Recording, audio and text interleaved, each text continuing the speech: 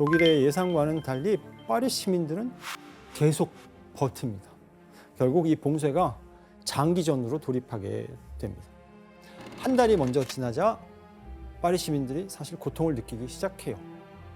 파리 시민들을 고통스럽게 한 게 뭐였을까요? 식량 아니에요? 배고픔. 가장 배고픔이죠. 포위가 계속되면서 처음에 비축해놨던 식량들이 다 고갈되고 가축도 바닥이 나고 말았습니다. 그러자 사람들은 평소에 안 먹던 고기를 먹게 되는데 가장 먼저 어떤 고기를 먹었을까요?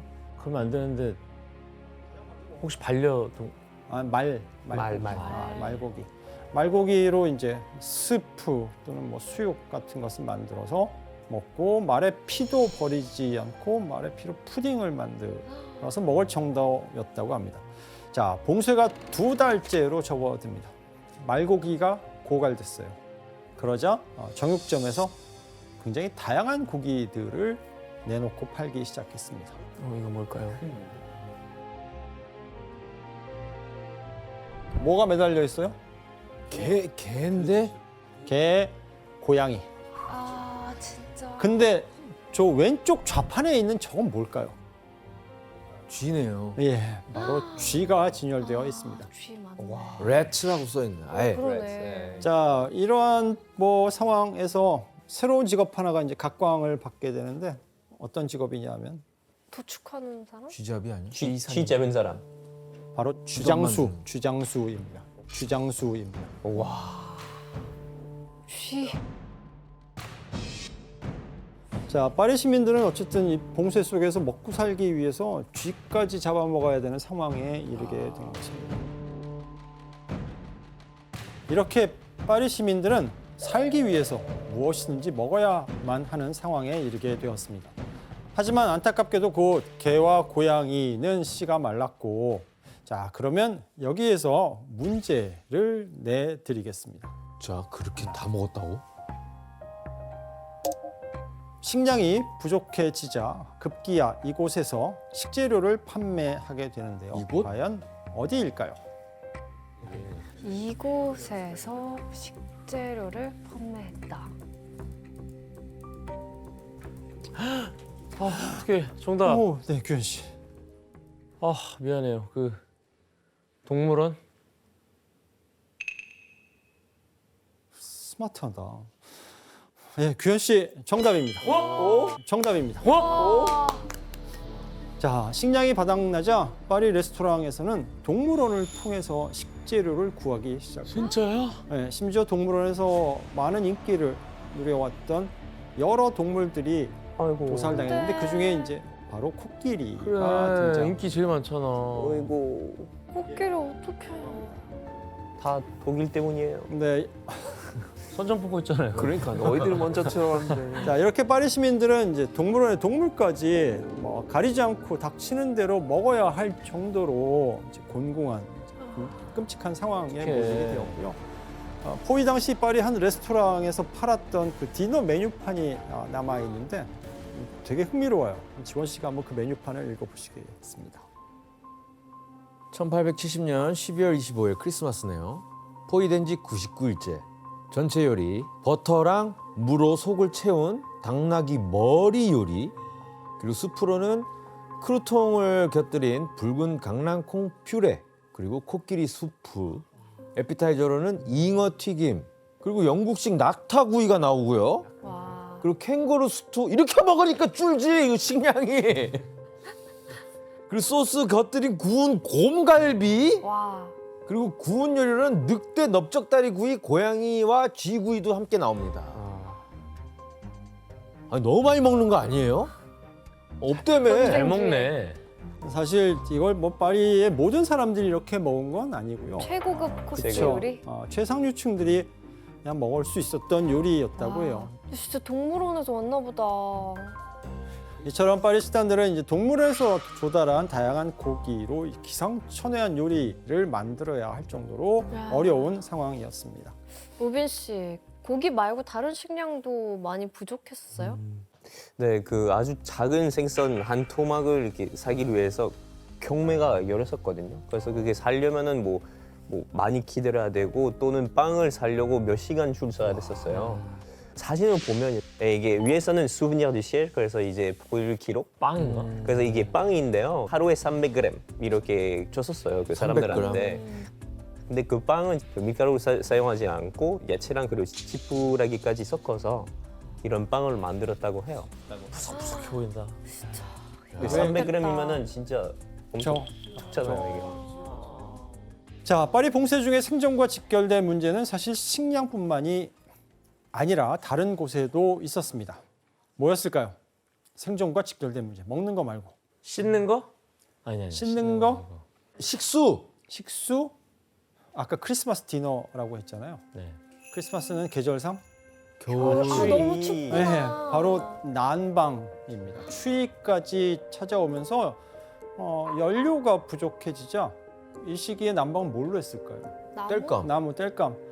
땔감을 구할 외부로부터 들여올 수가 없으니까 파리 시내에 있는 가로수를 베어내기 시작했습니다. 아이고야. 여기에 이제 말씀하신 것처럼 식수 문제까지도 심각해서 물 공급이 대부분 차단됐기 때문에 대부분의 시민들이 세느강 물을 이제 식수로 사용했고 먹으면 안 되는데? 그렇죠. 장티푸스와 같은 병에 시달리게 되고 그로 인해서 봉쇄 마지막 달엔 매주 한 3,000에서 4,000 명 정도의 시민들이 죽어나갔다. 아이고. 사망에 따른 기록이 있을 정도로 끔찍한 상황이었습니다. 못 버티지. 자, 이렇게 포위전이 계속된 상황에서 급기야 파리 시민들은 이제 견디다 못해 파리를 탈출하려는 시도를 하게 되는데요. 가능해요? 독일 연방군의 이 철옹성 같은 봉쇄, 포위를 뚫고 이제 목숨을 걸고 탈출을 시도합니다.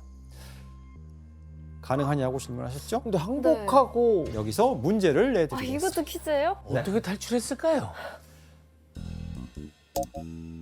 포위전 당시 이것이 처음으로 독일 연방군의 포위를 뚫고 파리를 탈출하는데 성공하게 됩니다. 과연 무엇이었을까요? 이거는 도구입니다. 포위를 뚫어버렸다고? 네. 뚫고 나간다고? 이게 도구라고요? 그렇죠. 탈 것이에요? 아, 이 너무 큰 힌트인데 탈 것이. 정답. 최성 씨. 비행기처럼 하늘을 날 수 있게 공중으로 나가요. 아우, 아주 근접한데. 아, 열기구를 타고 날아갑니다. 그 너무 쏘기 좋겠는데요? 혜성 씨 정답입니다. 나도 쏘고 싶겠는데 열기. 바로 열기구. 한개 뜨면? 근데 이거는 대놓고 나가는 거 아니에요? 진짜 크다. 그렇죠. 아이고, 열기구가 이게 진짜 1870년 9월 23일 날 봉쇄 사흘 만에 처음으로 파리에서 이륙한 열기구라고 합니다.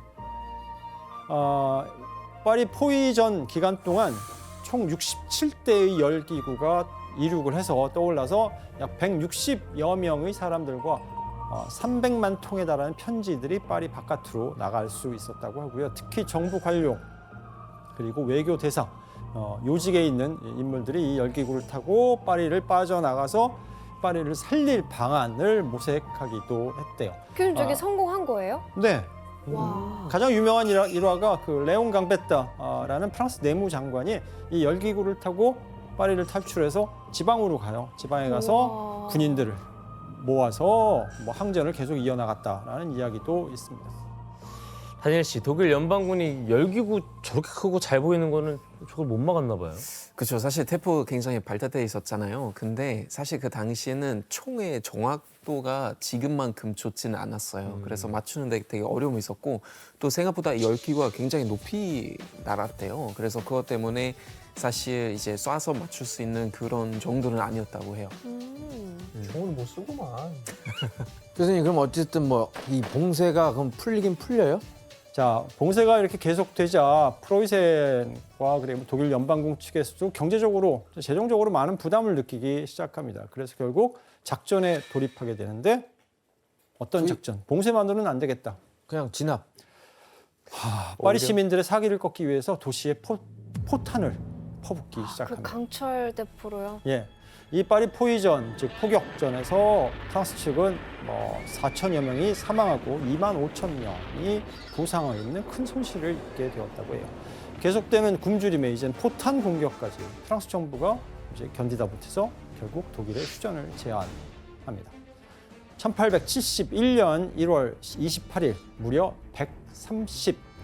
130일간 지속되었던 파리 봉쇄가 프랑스의 항복으로 끝이 나게 됩니다. 130일이면 넉 달 이상 넉 달이 버텼네요. 넘어가는 거죠. 대단하다. 자, 그렇다면 이 전쟁은 이제 이렇게 끝이 나는 걸까요? 아닙니다. 파리 협상해야죠. 포위전을 성공적으로 마치고 기세등등해진 프로이센은 프랑스 시민들을 다시 한번 자극하고 분노하는 일을 벌이게 되는데요. 바로 그동안 역사적으로 프랑스에게 참패를 당하면서 겪어야 했던 치욕을 이참에 그대로 한번 돌려주자라고 하는 것입니다.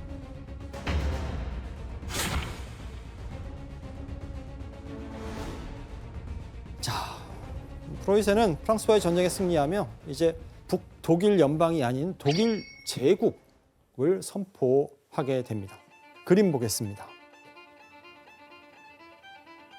이거 어디서 본것 이 같은데? 그림은 프로이센의 국왕인 윌헬름 1세가 단상에 서 있고 이제 그 앞에 비스마르크가 그를 바라보고 있는 장면인데 윌헬름 1세가 바로 이 그림에서 통일 독일, 즉 독일 제국을 선포하는 장면입니다. 그리고 독일 제국의 초대 황제로 오르는 그 즉위식이 열리게 됐고 그것을 묘사한 그림인데 이 즉위식이 열린 장소 어딘지 혹시 짐작하세요? 베르사유? 베르사유 궁전의 어디? 거울의 방? 가르데 글라스. 갈레드 글라스, 우리가 거울방이라고 부르는 그 아름다운 그곳입니다. 베르사유 궁의 영광을 드러냈던 바로 그 상징적인 장소인데 그럼 우리나라로 치면 경복궁을, 경복궁에서 그쵸. 다른 나라 황제 즉위식이 네. 열린 거잖아요. 안 그래도 프랑스 프로이센에게 이제 군사적으로 치욕을 수모를 당하고 있던 이제 프랑스의 국민들은 이 소식을 듣고 더더욱 절망하고 또 분노를 느끼게 됩니다. 자, 근데 이게 끝이 아니에요. 이거 시작에 불과합니다. 뭐 어떤 게요? 독일에? 네, 또 프로이센이 이제 독일 제국이 프랑스에게 이제 서력하는 그 치욕을 되갚아주는 또 있어요? 네, 또 있습니다. 아 적당히 왜 하지. 그러지? 자, 파리 포위전에서 프랑스 정부가 항복하잖아요. 그러면서 했는데 뭘 프랑스 제3공화국의 임시 정부와 새로 세워진 선포된 이제 독일 제국 사이에 휴전 조약이 체결되는데 이 휴전 조약 내용이 프랑스 국민들에게 그야말로 이제 대굴욕을 안겨주게 됩니다. 그 내용을 혜성 씨가 뭔데? 한번 읽어보시겠습니다. 프랑스는 프로이센에 50억 프랑의 배상금을 지불한다. 배상금 지불이 완료될 때까지 프로이센군이 프랑스에 주둔한다.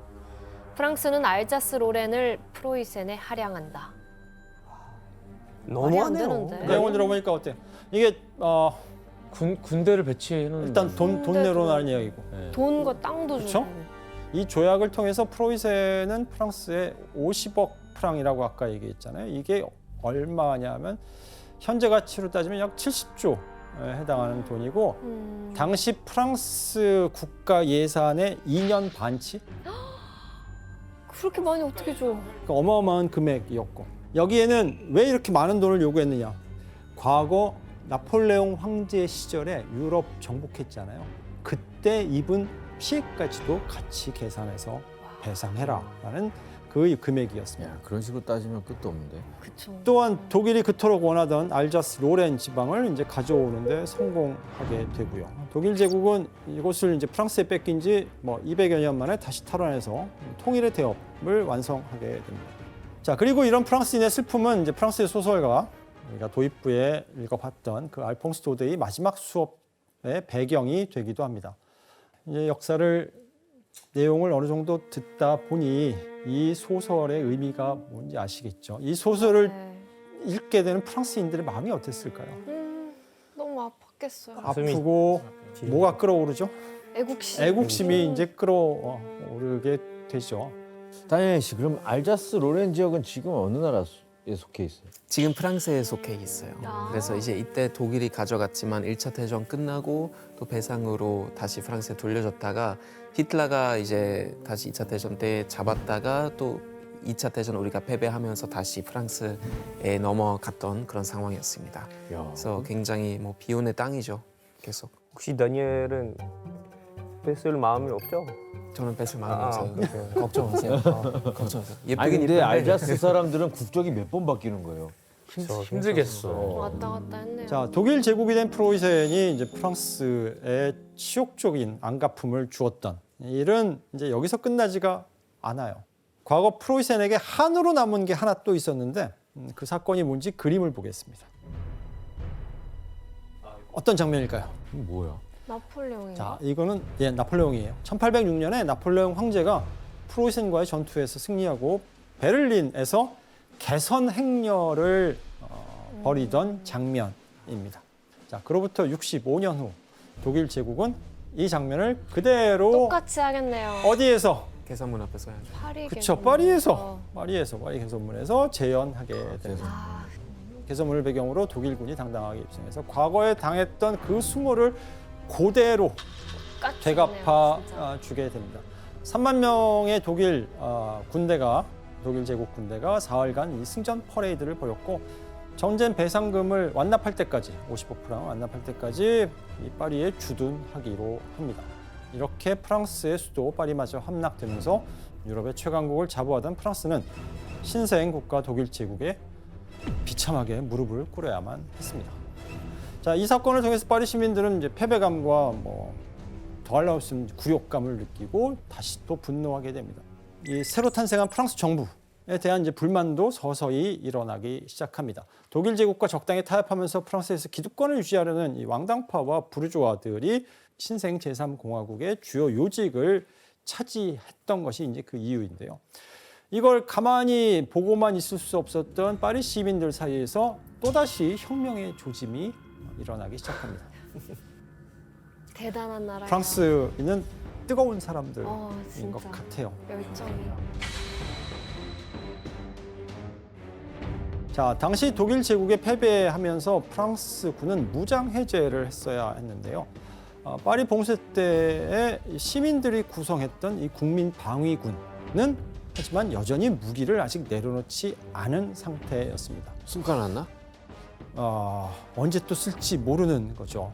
그리고 이 문제를 해결하기 위해서 당시에 이제 프랑스 정부는 국민 방위군을 조금씩 적대시하기 시작합니다.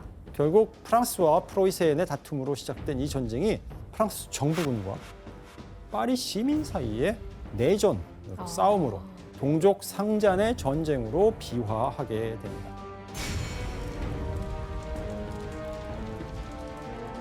자, 1871년 3월 17일 결정적인 사건이 벌어집니다. 바로 대포를 두고 프랑스 정부, 군과 시민들이, 파리 시민들이 맞붙게 된 사건인데요. 당시 국민방위군은 파리 봉쇄 당시에 시민들의 모금으로 만든 이 대포를 약 200문 정도 보유하고 있었습니다. 그리고 이 대포들을 정부가 가져가지 못하게 한 곳으로 옮겨 놓는데 그곳이 어디냐 하면 바로 그 유명한 몽마르트르 언덕 위로 대포들을 옮겨 놓게 됩니다. 앞을 또 위로 옮겼어? 힘들었겠다. 와. 언덕 위에 집결한 200문의 대포입니다. 이렇게 높은 곳에 대포를 갖다 놓고 감시하면 빼앗아가기가 쉽지 않을 거라고 아마 판단했던 것 같아요. 이에 프랑스 정부는 이제 어떤 수를 썼을까요? 이제 뭐 그런 군인들 써서 이제 다시 강제로, 그렇죠? 네, 강제로 빼려고 강제로. 했었던 거였죠. 모두가 잠든 새벽에 작전을 감행합니다. 2만여 명의 정부군을 투입해서 대포인데까지 가고서 대포를 이제 장악했습니다. 자, 이제 옮기자라고 하는데 뭐가 없어? 말이 없어요. 말이 없어요. 말을 안 갖고 왔어. 어떻게 해요? 그렇죠. 우선 사람이 다 이걸 끌 수가 없고 말이 있어야 되는데 말들이 준비되지 않은 상태에서 말을 기다리고 있었는데 시민들이 이제 하나둘씩 이 기습 작전을 눈치채고 대포 진지를 에워싸게 됩니다. 혹시 그러면 설마 같은 프랑스 사람들끼리 그렇죠. 네. 프랑스 정부군의 이 지휘관 절체절명의 상황 속에서 한 가지 명령을 내립니다. 발포. 쏴라 그냥. 시민들을 향해서 사령관이 지휘관이 발포 명령을 내리는데 병사들이 그 명령을 거부합니다. 같은 국민을 쏠 수 없었던 이 군인들은 총구를 아래내리고 장군의 명령에 불복종하게 된 것이죠. 초유의 사태네 이것도. 근데 이 사건으로 프랑스 정부군은 군대를 베르사유로 철수시키게 되고 정부 기관들도 모두 베르사유로 이전하게 됩니다.